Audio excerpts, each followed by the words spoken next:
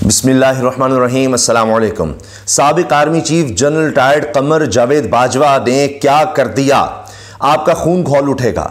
और आप ये देखिए कि किस तरह नवाज शरीफ भी सब में इन्वॉल्व हैं और कमर जावेद बाजवा के लिए अब सख्त तरीन सजा बल्कि कोर्ट मार्शल की बात क्यों हो रही है। वो लोग जो उनसे मिलते रहे जाकर, वो लोग जो इस सब के ऐनी शाहिद हैं, अब वो बता रहे हैं कि ये तो कोई आर्मी चीफ भी करे तो उसका कोर्ट मार्शल बनता है। ये हो ही नहीं सकता, नॉर्मली ऐसा सोचा भी नहीं जा सकता कि कोई आर्मी चीफ अपनी ही फौज के हवाले से कर सकता है। अब आप देखें कि मौजूदा आर्मी चीफ को क्या क्या करना पड़ रहा है, किस तरह वो दौरे कर रहे हैं, क्या कर रहे हैं, उनकी मसरूफियात क्या हैं और इसके पीछे क्या है। ईद के दिन आर्मी चीफ के हवाले से ISPR की तरफ से क्या स्टेटमेंट आई है, इस पर भी हम बात करेंगे। लेकिन पहले मैं, चूंकि ये जानना जरूरी है कि जनरल कमर जावेद बाजवा ने क्या कर दिया पाकिस्तान के साथ। अब आप देखें, हामिद मीर साहब ने नसीम ज़ारा साहबा के प्रोग्राम में बैठकर, और दोनों खुद गवाह हैं, इसके अलावा मीटिंग्स के गवाह और भी सामने आ रहे हैं, जिनमें अमीर अब्बास हैं, वो भी सीनियर साफी हैं, दीगर लोग 20-25 लोग जिनके सामने सब बात हुई है। अब मैंने सारा क्लिप सुना, एक एक चीज़ नोट की है। इसमें हामिद मीर साहब नसीम ज़ारा साहब के प्रोग्राम में उनको गवाह बनाते हैं कि आप भी वहां पर मौजूद थी, क्या बातें हुई। उन्होंने कहा बिल्कुल कि बाजवा ने यह कहा कि हमारी फौज तो लड़ने के काबिल नहीं है, हमारे टैंक नहीं चल सकते, जहाज टैंक हमारे बेकार हैं, हमारे पास सहूलतें नहीं है, और जो ट्रूप्स हैं उनको मोबिलाइज नहीं कर सकते, हमारे पास रकम नहीं है। तो नसीम ज़ारा साहबा ने कहा कि ये बातें पहले तो मैं वैसे करती थी, यानी चंद लोगों में या बंद कमरों में, लेकिन अब वक्त है कि हम ओपन करें, क्योंकि ऐसा नॉर्मली कोई आर्मी चीफ कैसे कह सकता है अपनी फौज के बारे में, जिसने इतनी कुर्बानियां दी, जिस फौज ने जो शहादतें दे रही हो, जिसने भारत को नाको चने चबवाए हो, हराया हो, एयरफोर्स ने उनका जहाज गिराया, तो उसके बारे में वो कहे, अपनी फौज के बारे में इस तरह की बात करे, इसका तो कोर्ट मार्शल होना चाहिए। कम से कम 2 दफा नसीम ज़ारा साहब ने ये बात की है। अब देखिए, ये जो क्लिप है, इसमें हामिद मीर साहब कहते हैं कि बाजवा ने कश्मीर का सौदा किया, और फिर नसीम ज़ारा साहब से पूछते हैं कि मैंने क्या लफ्ज़ इस्तेमाल किया, तो नसीम ज़ारा साहब कहते हैं सौदा, कहते हैं जी हां, कश्मीर का सौदा किया बाजवा ने। अब इस सब में लोग ये कह रहे हैं, इस वक्त सोशल मीडिया में सबसे ज़्यादा क्लिप शेयर हो रहा है कि इमरान खान ने सही मीर जाफर कहा था, मीर जाफर बिल्कुल ठीक कहा था। और यह भी शेयर हो रहा है कि किस तरह मीर जाफर ये कहता रहा सिराजुद्दौला को, नवाब सिराजुद्दौला, जिनके खिलाफ उसने बगावत की थी और गद्दारी की थी, कि जी रास्ता दे दो कंपनी को, बरतानवी कंपनी को रास्ता दे दो, हम लड़ नहीं सकते, हमारे पास रकम नहीं है, ये नहीं है, वो नहीं है, सामान नहीं है, बंदूकें नहीं है, तो हम रास्ता देते हैं इसको बताए बगैर। तो बिल्कुल वही काम बाजवा ने किया है और अब ये लोग शेयर कर रहे हैं। तो इमरान खान सही कह रहे थे मीर जाफर मीर सादिक जब कहते थे। अच्छा जी,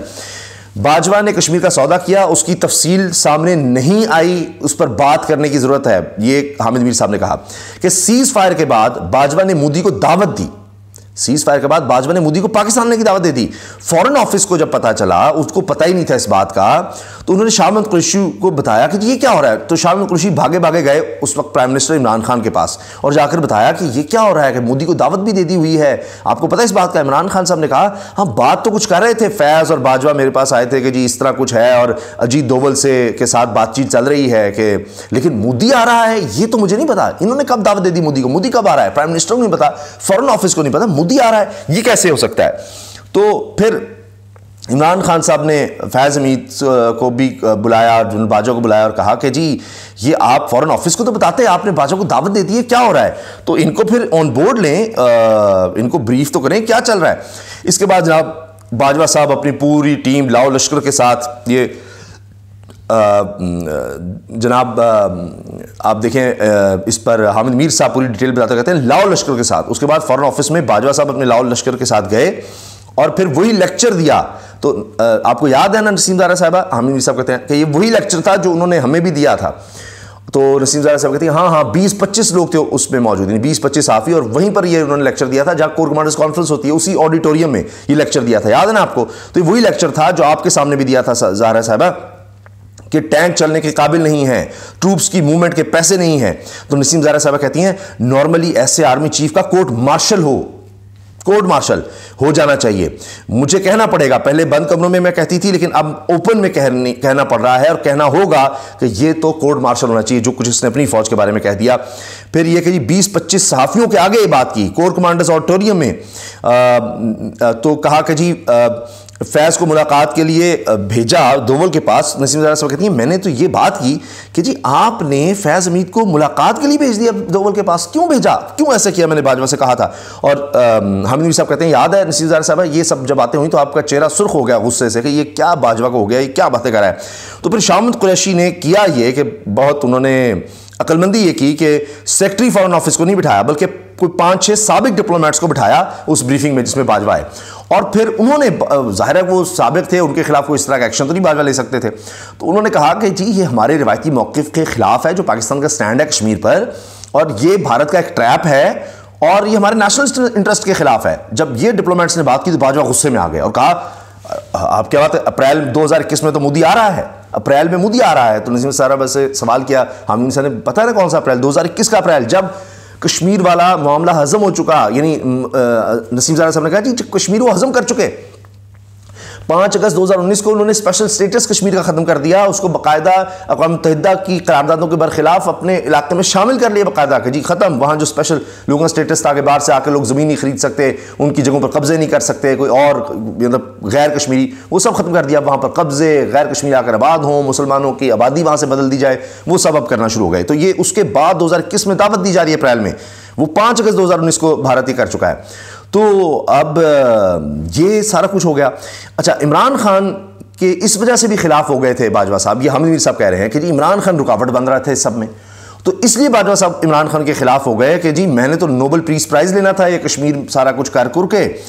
मोदी के साथ बुलाकर, और फिर मैंने एक्सटेंशन भी लेनी थी, तो इमरान खान मेरे जो है ये तो अब मैंने इसको नहीं छोड़ूंगा। बहरहाल ये अल्फाज थे आमिर साहब के, जी एक्सटेंशन भी लेनी थी, नोबेल पीस प्राइज़ भी लेना था, इमरान खान के खिलाफ इस वजह से भी हो गया कि ये रुकावट बन रहा है। इमरान या शामत कुरैशी साहब बात करें ना करें, हम तो करेंगे, हामिद मीर साहब ने कहा। और शामत कुरैशी से मैंने कहा कि जी आप इस पर बात करें, तो उन्होंने कहा जी इमरान खान चेयरमैन है, उससे मुझे इजाज़त लेनी पड़ेगी क्योंकि ये सीक्रेट एक्ट्स की खिलाफवर्जी हो जाएगी कि जब हम रियासती तौर पर हम हुकूमत में हों या हमने कोई ओहदा रखा हो, तो आप हलफ उठाते हैं कि आप सीक्रेट एक्ट्स जो इस तरह की गुफ्तगू है वो लीक नहीं करेंगे, लेकिन साफ़ियों पर इस तरह की कोई दखल नहीं होती, वो एक प्राइवेट पर्सन है, उन्होंने तो नहीं हलफ उठाया होता कि जी वो कोई भी इस तरह की मीटिंगों की बात होगी वो बाहर नहीं करेंगे। तो बहरहाल इसलिए तो वो शायद बात नहीं करते सियासतदान। फिर हामिद साहब ने कहा जी इमरान कहते हैं बाजवा को कोर्ट मार्शल करेंगे कि उन्होंने हुकूमत गिरा दी, वो मीर जाफ़र मीर सादिक हैं इस वजह से, लेकिन उनको साथ ये क्यों नहीं कहते कि जी कश्मीर का इसने इसके साथ कश्मीर के साथ ये किया। नसीम ज़ारा साहब ने कहा लेकिन जो पब्लिक स्टेटमेंट दी कि जी हमारे जहाज़ टैंक नहीं चलते, ये बिल्कुल कभी भी एक्सेप्टेबल नहीं हो सकता कि जी ये बात तब जबकि पाक फ़ौज और एयरफोर्स ने भारत को नाकाम बनाया, तब जब हमारे लोग शहादतें दे रहे हैं, ये बात भी हामिद नसीम ज़ारा की, तब इस तरह की स्टेटमेंट को आर्मी दे रहा है, ये तो कोर्ट मार्शल बनता है उसका। और फिर हामिद साहब ने कहा जी हाँ, लेकिन सारा दिन जब आप टीवी देखते रहेंगे, आप वीलॉग्स देखते रहेंगे, बाजवा साहब पर तंज किया, और आप तनख्वाहें डिस्कस करते रहेंगे बुला कर मीटिंग्स में कि वो फ़लाने एंकर की इतनी तनख्वाह है, मेरे से ज़्यादा है, फ़लाने एंकर की मेरे से ज़्यादा तनख्वाह है, तो हामिद कहते हैं जी मैंने तो कहा कि आप जिस तरह के आर्मी हाउस में रह रहे हैं, जितना आप प्रोटोकॉल एंजॉय कर रहे हैं, जितने आप नौकर चाकर, आप ये नहीं देखते, आपको इसी में पड़े हुए हैं कि जी फलां एंकर कितनी तनख्वाह, नहीं एक हसद सा हवस सा नहीं था कि जी फलां कितनी हमसे ज़्यादा क्यों है, फलां है, इस तरह की बात है ना कि उनके पर्क्स एंड प्रिविलेजेस तो कोई मुकाबले नहीं कर सकता।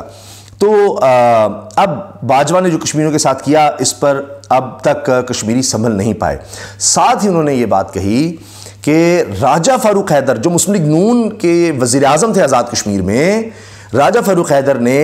मुझे कहा, यानी हामिद मीर को ये बात कही कि मुझे बाजवा ने पहले बता दिया था, 2 दिन पहले मीटिंग में बुलाया और कहा कि जी ये भारत ये साथ कश्मीर को अपने साथ लेने लगा है और ये सारा मामला करने लगा है, तो इसने तो मुझे पहले ही बता दिया था 2 दिन पहले। और ये बात मैंने नवाज शरीफ को भी बताई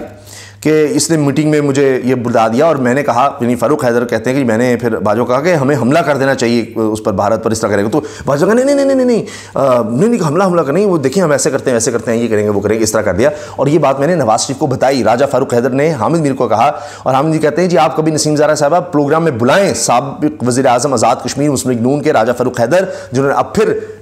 जब ये वोटिंग शूटिंग सारी हुई है, नए वज़ीर आज़म बने हैं, उसमें उन्होंने फिर एजेंसियों का नाम ले दिया। खैर, तो राजा फारूक हैदर साहब को बुलाएं, वो आपको बहुत कुछ बताएंगे। वो लेकिन कहते ये, मैंने उनसे कहा कि आए, तो वो कहते हैं सीक्रेट एक्ट ना आ जाए, फलाना ये वो। लेकिन बात ये है कि नवाज शरीफ को भी इस चीज़ का पता था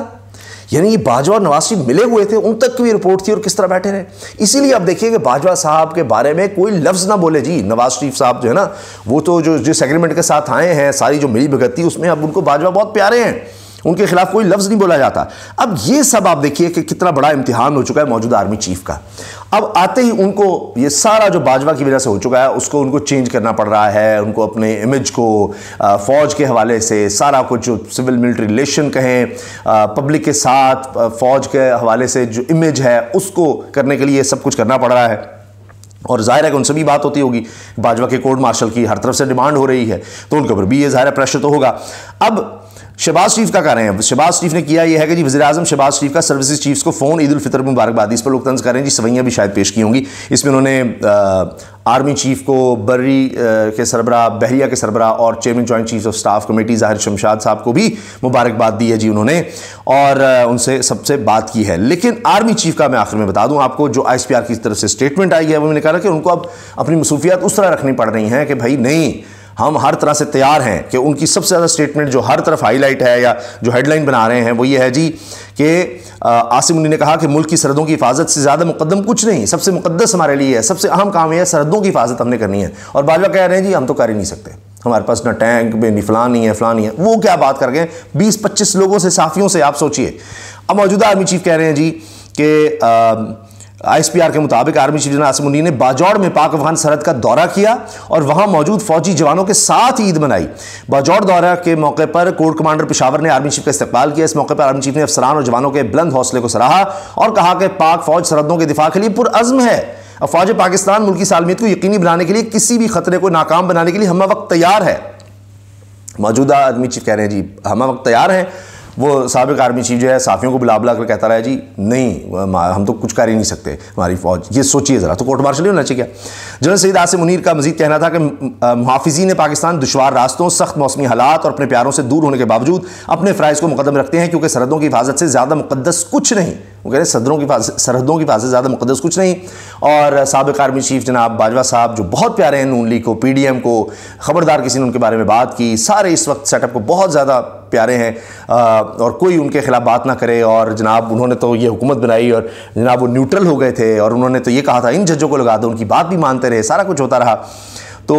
वो तो कहते रहे कि जनाब नहीं, टीवी देखें, वीलॉग देखें, एंकर्स की तनख्वाहें क्यों ज़्यादा, उनकी तवज्जो इधर थी। और ये मौजूदा आर्मी चीफ कहने की सरहदों की हिफाजत सबसे ज़्यादा मुकद्दम है। इस मौके पर आर्मी चीफ ने शोहदा को ज़बरदस्त खिराज तहसीन पेश किया और जोर दिया कि ईद के दिन हमें मादरे वतन के दिफा और दहशतगर्दी की लानत के खात्मे के लिए अपनी जानों का नजराना पेश करने वालों को हरगिज़ फरामोश नहीं करना चाहिए। आर्मी चीफ ने खुसूसी तौर पर शोहदा के अहले खाना के लिए नेक ख्वाहिशात का इज़हार किया। जनरल आसिम मुनीर ने जवानों और ऑफिसर्स की ऑपरेशनल तैयारी और मुस्तैदी को सराहा, यानी वो कह रहे हैं जी तैयार हैं, ज़बरदस्त हैं। और बाजवा ने देखिए किस तरह मुल्क को बदनाम किया है, कश्मीर का सौदा किया है और किस तरह अपने ही इदारे को कितना बदनाम किया। अब ये इसके 20-25 गवाह हैं, अब आप देख लीजिए, ख़ुद सोचिए। तो ये हालात हैं और मुझे लगता है कि अब ये इससे बढ़कर सज़ा कुछ नहीं हो सकती। कोर्ट मार्शल होता है नहीं होता ये नहीं पता, इमरान खान सब तो डिमांड कर रहे हैं, लेकिन ये सवाल मरीम साहब से पूछा गया कि जी अगर आपकी गवर्नमेंट आती है आप करेंगे? वो ना इस तरह की कोई बात नहीं करनी। नहीं, बाजवा साहब तो अंकल हैं, उन्होंने तो सारा कुछ हमारे लिए किया है, उनकी तो बात ही ना करें। अच्छा, अब आप देखें कि इससे बड़ी क्या सज़ा है कि आपके सौदे पर रहे और वो कहते जी मैं गुमनामी में चला जाऊँगा। गुमनामी क्या, बदनामी में चले गए हैं और इतनी बदनामी कि शायद किसी के हिस्से नहीं आई। और आप ये देखें साथ साथ कि इससे बड़ी क्या सज़ा है कि अब उनके राज सामने आते जा रहे हैं। वो इंटरव्यू देते हैं अपना इमेज बिल्डिंग करने के लिए, कभी जावेद चौधरी को, कभी मंसूर अली खान को, कभी मेतला साहब को,